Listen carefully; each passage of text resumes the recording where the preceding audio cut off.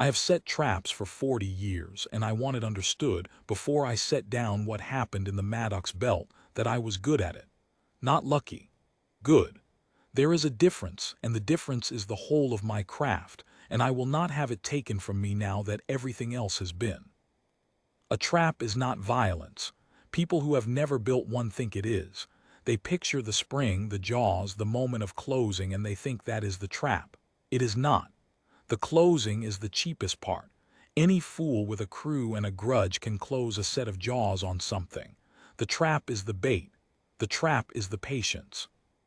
The trap is knowing, down in the marrow, exactly what your prey wants so badly that it will swim past every warning its own instinct gives it, straight into your waiting hands, and thank you on the way in. That is the craft. The rest is butchery, and butchery I left to younger reeve masters who had not yet learned that the hand on the lever is the least important hand in the whole operation. My name is Vasan Kar. Among my own people I held the rank of reeve master, third seat of the Salet Combine, which is a thing that means nothing to you and meant a great deal to me. We were raiders. I will not soften it with the words my superiors preferred: salvage prerogative, lane tariff enforcement, redistribution. We took ships. We took what was in them. Sometimes that was ore, and sometimes it was grain, and sometimes, in the bad years, it was people, sold down the dark lanes to places that do not appear on any chart a decent species would keep. I am not telling you this to be forgiven. I have no interest in your forgiveness, and you have no standing to grant it. I am telling you so that you understand I was not a monster who blundered. I was a professional who planned. The distinction matters, because what happened to me did not happen to a fool. It happened to the best trap builder the Combine ever produced, at the height of his craft, and that is the part that should frighten you, if you are the kind that frightens. We called the great lure the spectacle. It had other names in the old logs: the glory, the mercy hook, the weeping ship, but by my generation it was the spectacle, and it was the finest piece of work the Combine had ever fielded. It was not a single ship. It was a performance.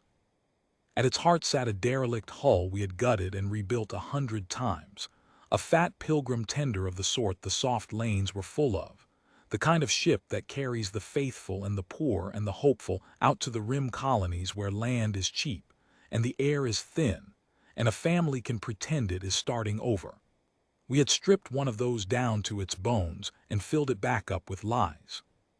Scorch marks on the hull, applied by hand, in patterns that read as engine failure rather than weapons fire, because a soft rescuer trusts an accident and fears an ambush. Venting atmosphere, metered out of hidden tanks so that it plumed and glittered in the starlight and never quite ran dry. A drive signature that stuttered like a dying heart. And the broadcast. The broadcast was mine. I built it across 9 years, and I was prouder of it than of any child I ever sired. It was a distress call, and it was the most beautiful distress call ever made, because it was true in every particular except the one that mattered. The voice on it was real, a captive woman of the Hesh, a pilgrim species, soft-voiced and frightened, and we had recorded her over many sessions, and she did not know what we were making, and she had reason to be frightened, and so the fear in the recording was real fear, and there is no synthesizer in the galaxy that can fake real fear well enough to fool a rescuer who has heard the genuine article. We layered it. The mayday in the clear, repeating, calm enough to be credible and broken enough to be pitiable. Beneath it, a child's voice, very faint, the kind of detail a rescuer's heart hears before his mind does. Beneath that, the ship's automated litany of failures, scrolling its damage in the cold machine cant that no liar bothers to forge because no liar thinks of it. We thought of it. We forged it. That was the craft. And then we hung it in the soft lanes and we waited. The soft lanes are the convoy routes, the great slow rivers of grain ships and ore haulers and pilgrim tenders that move between the inner worlds and the rim, escorted by tired patrol corvettes that are always undermanned and always somewhere else. We did not hunt on the lanes themselves. That is amateur work, loud and brief and quickly answered. We hung the spectacle just off them, a half-day's drift into the dark, in the shadow of the Maddox belt where the white dwarf's light comes hard and flat and throws no mercy, and we broadcast our beautiful lie down the rescue bands, and we let the soft ships come to us. A grain hauler would catch the call. It's captain, and I have watched 1,000 of these captains decide. I have studied their decisions the way a physician studies a heartbeat. Its captain would weigh his cargo and his schedule against the voice of a frightened woman and a child too faint to be sure of, and he would turn his fat, slow ship off the lane and into the dark, alone, to help. They almost always came alone. That is the thing the soft lanes do to a decent captain. They teach him that help is his to give, that the universe is the kind of place where a ship in distress is a ship to be saved, and they never teach him the other thing until the other thing is on top of him. When he came, we took him. I want to be precise about what taking meant, because I have heard the prettied-up versions and I will not insult you with them. We had the gallows hook, my command ship, lying dark in the belt, her drives cold, her hull painted the no color of the rim rock so that even a careful scan slid off her. We had 2 reaver sloops, the Salateth and the Long Patience, nestled in the same shadow. When a soft ship answered the spectacle and committed to the rescue, when it was close enough that flight was no longer faster than capture, I gave one word and the jaws closed. The sloops took the soft ship's drives and its comms in the first pass, surgically, the way you would clip the wings of a bird you mean to keep. Then we boarded. Then we sorted.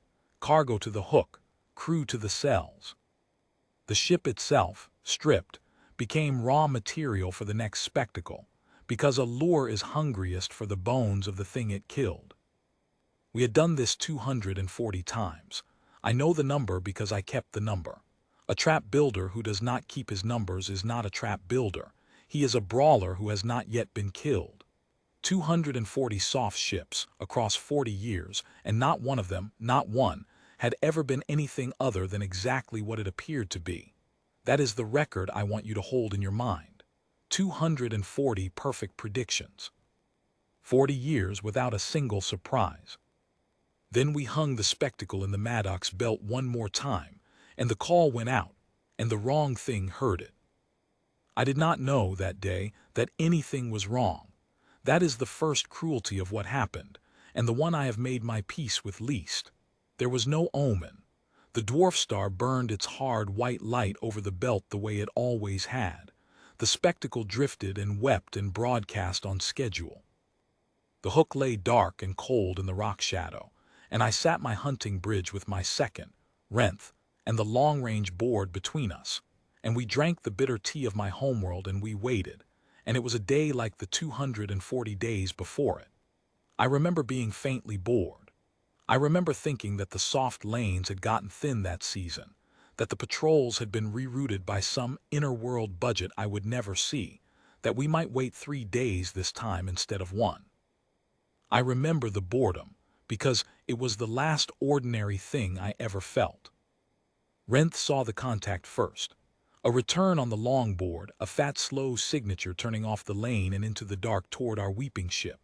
He read it off the way he always did: mass, drive class, profile, and the numbers were good numbers, the best kind of numbers, a tender of the heavy Pilgrim class, low on armament, high on hold space, drives tuned for endurance and not for speed. Soft. Beautifully, perfectly soft. A ship that could not run and could not fight, and had nothing aboard but the decency to come when it heard a woman cry. "There she is," Renth said, and there was satisfaction in it, the satisfaction of a man whose patience has been rewarded.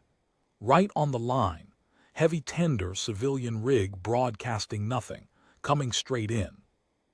I looked at the contact and I felt the old clean pleasure of the craft fulfilled. The lure was working as designed. The prey was behaving as predicted. There was a tender out there in the white glare, alone, turning off its safe lane and into our dark, and it was bringing itself to us as surely as if we had reeled it on a line, and all of it, every part of it, was a thing I had built. I had built the voice and the venting and the stuttering drive. I had built the patience of the hook in the rock shadow. I had built, across 40 years, the whole soft architecture of decency that made a captain turn his ship toward a stranger's cry. I was, in that moment, the most powerful being in that volume of space, because I understood it completely, and the tender understood nothing. I gave the order to let it come close. Not yet the jaws. The jaws come at the last when flight is slower than capture, and a heavy tender is slow, so we could let it come very close indeed, close enough to make the taking clean and the boarding short.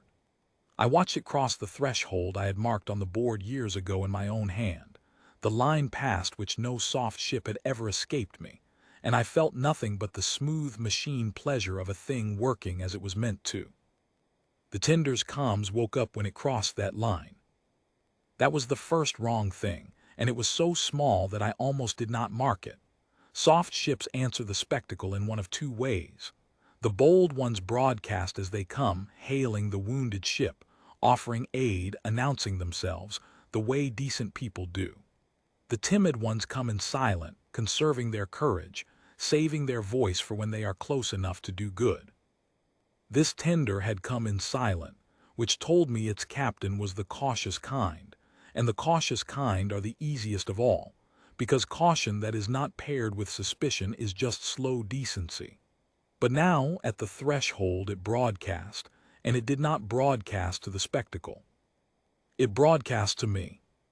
"Gallows hook," the voice said in the trade can of the lanes, flat and unhurried and entirely without fear. "We have your hull in the rock shadow. We have your 2 sloops. We have been listening to your beautiful broadcast for 9 years. We came to talk to the man who made it." I have tried since to describe the temperature of the bridge in the moment after those words. It is not a thing the languages I know have a word for. It was the cold that comes not from the body but from the understanding, the cold of a man who has just learned that the floor he has stood on his whole life is not a floor at all but the lid of something, and that the lid is now open, and that he is already falling and has been falling for some time without knowing it. Rent's hand had stopped on the board. The tea in my cup had gone still, and out in the white glare, the fat, slow, soft civilian tender that could not run and could not fight had just told me by name that it had come for me, and that it had known my voice for 9 years, and that it was not afraid. "Identify yourself," I said. My own voice was steady. "I will give myself that much. 40 years of command does not leave you all at once." "We don't much," the voice said. "It saves trouble at the inquests, but you can call the ship the Marigold if you need a name to put in your log. You're going to need something to put in your log." I want to explain to you what the Marigold was, because I did not understand it for a long and terrible interval that day, and the not understanding nearly killed me before the understanding finished the job. The Marigold was a lie. It was a lie exactly as the spectacle was a lie, built on exactly the same principle, by people who understood exactly the thing I understood, that the bait is the whole of the trap and the closing is the cheapest part. The humans had taken a heavy pilgrim tender, a fat, slow, soft civilian hull, and they had filled it back up with murder, and they had hung it in the soft lanes not as prey but as bait, and they had waited. They had built a flypaper for the things that build flypaper. They had made a trap whose lure was the appearance of being lured. And I, Vasan Kar, third seat of the Combine, the finest trap builder my people ever produced, 40 years and 240 perfect predictions. I had spent 9 years broadcasting a beautiful lie down the rescue bands, and somewhere in those 9 years my lie had leaked.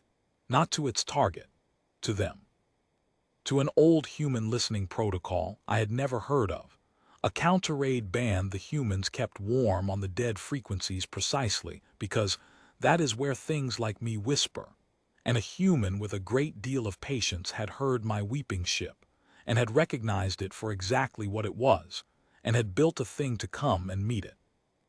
The wrongness of it, you understand, was not the strength. I had faced strong ships. The wrongness was the category. A distress call goes out and it is answered by the soft, the decent, the merciful, the people whose mercy you can build a 40-year career on stealing. That is the law of the soft lanes. That is the foundation everything I had ever done was poured on. And here was a thing that had answered my call, answered it the way prey answers, fat and slow and silent and committing to the rescue. And it had come not to be saved and not to save, but to hunt the hunter. And it had been hunting me, specifically me. The whole time it was crossing the line I had drawn in my own hand to mark the place past which nothing soft escapes. I had drawn that line for them. I had built it. I had spent the morning watching my own jaws close on my own neck and calling it the craft fulfilled. You set this for the soft ones, the human voice said into my silence, and it was not gloating. I have heard gloating. I have done gloating. This was not that. It was flat and tired and a little sad, the voice of someone reading out a long account that they have read out many times before and expect to read out many times again. Pilgrim tenders, grain haulers, families going out to the rim because the rim was all that was left to them. 240 of them by our count, and our count is close to yours because we've been pulling the bones out of your old lures for 3 years and reading the manifests. You hung the most beautiful drowning woman call ever made, and you hung it where decent people would find it, because you understood decent people better than they understand themselves. That's a real talent. I want you to know I respect the work. It's just that the work was aimed at the wrong target the whole time, and you never knew, because the wrong target never came until today. I gave the order. Of course I gave the order. I would not be telling you this if I had simply sat and listened to a human read me my own obituary. I am a trap builder, and a trap builder always has a second trap, and the second trap is the jaws. I gave Renth the word, and the Salateth and the long patience woke out of the rock shadow with their drives screaming and their cutting beams already swinging toward the fat, slow tender that had told me its name was Marigold. And for one heartbeat I believed, the way you believe in the floor under your feet, that the closing would save me. The closing always saved me. The closing was the cheapest part because it had never once failed. It failed. The marigold was not soft. I keep coming back to that flat human word because it is the only honest one. The fat, slow hull had drives in it that a heavy tender should not have been able to hide, and it did not run. Running was never the plan. Running is what prey does. It turned. It turned into the Salateth the way a thing that has been waiting turns into the thing it was waiting for, almost gently, almost without hurry. And the soft civilian hull opened along seams I had not known were there, and showed me what it had been carrying in its holds the whole time it pretended to carry the faithful and the poor and the hopeful. Not grain, not ore, not pilgrims. The marigold had come down the soft lanes loaded to the ribs with exactly the patient violence I had spent 40 years teaching myself to deal out, and it dealt it out now, unhurried, precise, the way you clip the wings of a bird you mean to keep. The Salateth lost its drives and its cutting beams in a single pass, surgically, and went dark and tumbling into the white glare. The long patience tried to run and learned that running was slower than capture, which was a thing I had written on my own board in my own hand, years ago, about ships exactly like the ones I commanded. It took less time than I have taken to tell it. The closing always does. The closing is the cheapest part. I had simply never before been on the side of it that pays. I sat my hunting bridge in the rock shadow with my 2 sloops dead or dying in the glare and the fat, slow, soft tender holding station off my bow. Unhurried, its hold still open, and I understood at last the full shape of the thing that had happened to me, and the understanding was worse than the dying would have been. I had not been ambushed. An ambush is a thing that happens to you. This was a thing I had built. Every element of the trap that had closed on me was an element I had spent my life perfecting. The lure that looks like prey, the patience in the shadow, the understanding of the target so deep that the target brings itself to you and thanks you on the way in.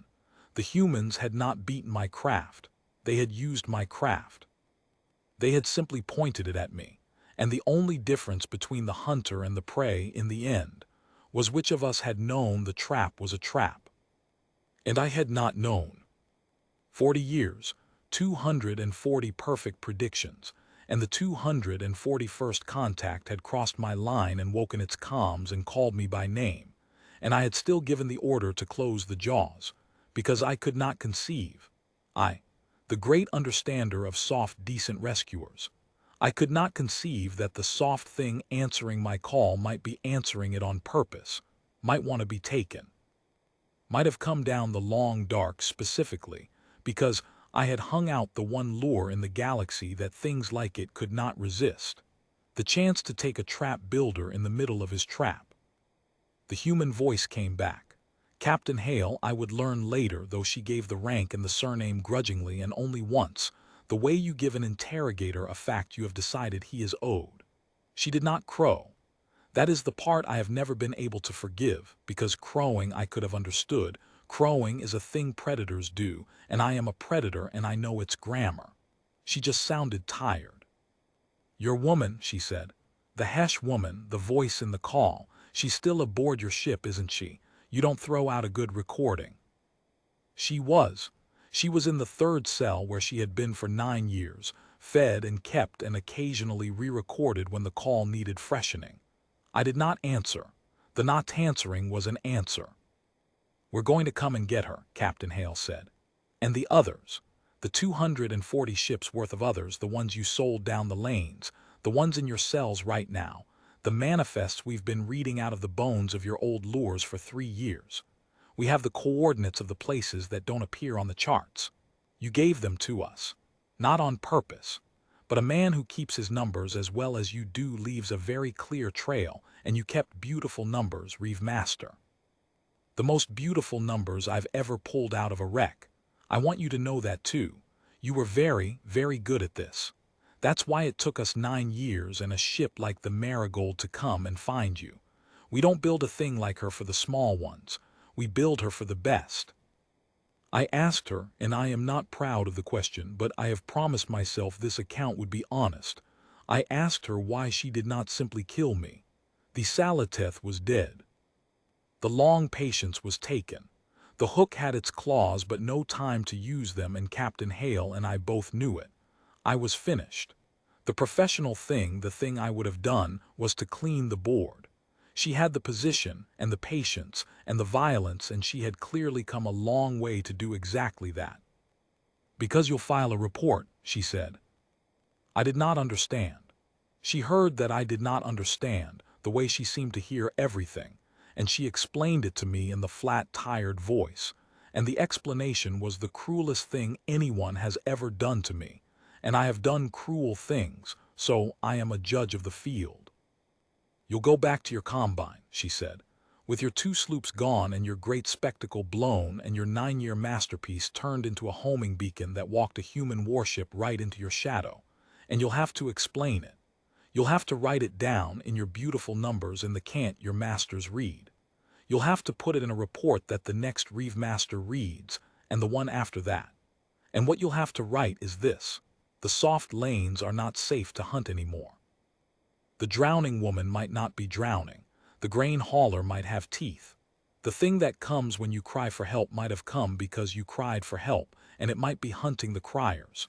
You built your whole craft on the certainty that mercy is a weakness you can steal. We've come to make that certainty expensive. Not by killing you, by making you carry the news. One dead Reeve Master is a story the Combine can bury. A Reeve Master who comes home alive to tell 200 others that the soft lanes have started biting back. That's a thing they have to believe, because you're the best they had, and if it happened to you it can happen to any of them. So no, I'm not going to kill you. I'm going to make you the report. Then the Marigold's holds closed, and the fat, slow, soft tender that was not soft came alongside my crippled ship, unhurried, and took back the Hesh woman from the 3rd cell, and the others from the other cells, and it did it the way it did everything, without haste and without mercy and without a single wasted motion, the way I had always taken ships, except that I had taken them for profit, and it took them for the simple flat reason that they were there to be taken back. And then it turned its fat, slow, soft hull back toward the soft lanes, toward the white glare, toward the great slow rivers of grain and ore and pilgrims and decency, and it left me my crippled ship and my claws I had not used and my beautiful numbers, and it went away, unhurried, to go and be bait again somewhere else, for someone else, the way I had been bait for the soft my whole life, and never once imagined the trap could face the other way. I filed the report. Of course I filed the report. She had me exactly. There was nothing else to do with what had happened except write it down, and a trap builder who does not keep his numbers is not a trap builder, and I am a trap builder, even now, even with nothing left to build. I wrote it in the cant my masters read. I wrote it in my beautiful numbers. I wrote that the soft lanes had started biting back, and that the drowning woman might not be drowning, and that the thing which comes when you cry for help might have come because you cried, and might be hunting the criers, and that I, Vasan Kar, third seat of the combine, the best trap builder my people ever produced, 40 years and 240 perfect predictions, had hung the finest lure ever made and caught with it the one thing in the galaxy that could not be caught. Because it had been hunting the hanger of lures the whole time, and had come the long dark specifically, because I had offered it the only bait it wanted, which was me. They read it. The next Reeve Master read it, and the one after that. I am told the great spectacles do not run on the soft lanes much anymore. I am told the young ones find it harder to believe that mercy is a weakness you can steal, now that the news has gone around that mercy, sometimes, comes loaded to the ribs and unhurried and not soft. I am told my report is required reading. The best numbers anyone ever pulled out of a wreck, turned into the thing that taught my whole craft to be afraid. I have set traps for 40 years, and I want it understood that I was good at it. Not lucky. Good. And the thing that beat me did not beat me by being stronger or faster or crueler, though it could have been all three and chose to be none of them. It beat me by understanding the one thing I had built my entire life on never understanding. That a call for help is the most dangerous broadcast in the dark, not because of what answers it, but because you can never be entirely sure that the thing answering came to be saved. The human captain's voice was the last thing off my comms before the Marigold turned for home. I had asked her at the end the only question I had left, the trap builder's question, the only one that mattered. I asked her how she had known, how she had been sure, crossing my line, fat and slow and silent and committing to the rescue, that she was the hunter and not the prey. How she had walked into a trap built by the best and been certain, the whole way down, that it was she who was closing the jaws. Weren't sure, Captain Hale said. We're never sure. That's the difference between us and you, Reeve Master. You only ever sprang a trap when you knew you'd win. We answer the call not knowing. We came down your dark thinking we might be wrong, thinking your beautiful broadcast might be a real woman really drowning, thinking we might have to actually save her instead of avenge her. We came anyway. That's the whole thing. That's the entire trick you never learned in 40 years with all your beautiful numbers. A pause, the flat, tired voice going quiet. We don't answer because it's safe. We answer because somebody's crying. You built your whole life on the gap between those two and you never once looked into it. We live in that gap. We're at home there. Heard you, Reeve Master. We came. We weren't soft. And then she was gone, into the white glare, fat and slow and soft and not soft at all, off to hang herself out as bait in the soft lanes for whatever predator was patient enough and certain enough and good enough to take her. I hope sometimes that one of them is. I have spent a great deal of the time I have left hopping that some Reeve Master younger and surer than I ever was lies waiting in some rock shadow for the fat, slow, soft human ship that cannot run and cannot fight, certain of his craft, certain of his numbers, certain that the thing answering his beautiful call has come to be taken. And then I remember the report. I remember that I wrote it in my own beautiful numbers, that it is required reading, that the news has gone around, and I find that I am not, after all, hopping for the younger Reeve Master at all. I am hopping for the ship. That is the thing they did to me that I have made my peace with least, not the sloops, not the spectacle, not even the long fall through the open lid. It is that I built my whole life as a hunter of the merciful, and the merciful came down my dark unhurried and not soft and took everything I had, and read me my own numbers in a tired, flat voice, and left me alive to carry the news, and somewhere in the carrying, somewhere in the 40 years of craft turned inside out, I started, against everything I am, to hope that when the call goes out next, the thing that answers it is them. Heard you, we came, we weren't soft. I have written it 241 times now, in the margins of the report, in my own hand, in my own beautiful numbers, and I cannot make myself stop.